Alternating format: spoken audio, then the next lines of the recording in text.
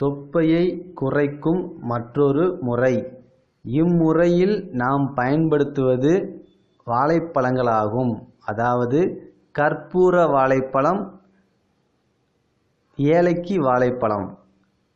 இந்த 2 பழங்களில் ஏதாவது ஒன்றை நம்முடைய இரவு உணவுக்கு முன்பு 2 பழங்கள், ஏதாவது 2 பழங்கள், கற்பூர வாழையாக இருக்கலாம் அல்லது ஏலக்கி பழமாக இருக்கலாம்.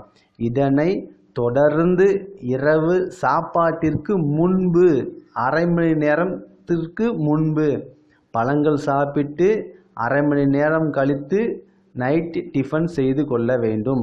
இப்படி நம்முடைய வாழ்நாள் முழுவதும் தொடர்ந்து இந்த பழங்களை சாப்பிடும் பொழுது நம்முடைய உடலிலுள்ள சிறு குடலின் வெப்ப சக்தி அதிகரித்து நமக்கு தொப்பை வராமல் அது தன்னுடைய பணியை திறம்பட செய்து கொண்டே இருக்கும்.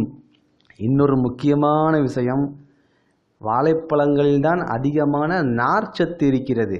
எனவே நம்முடைய தோலுக்கு உள்ளே இருக்கக்கூடிய அனைத்து நார்ச்சத்துக்களையும் திறம்பட டைட்டாக வைத்திருப்பது இந்த கற்பூர வாழையும் ஏலக்கி வாழைப்பழம் மட்டுமே. எனவே இதனை தினமும் சாப்பிட்டு வாருங்கள்.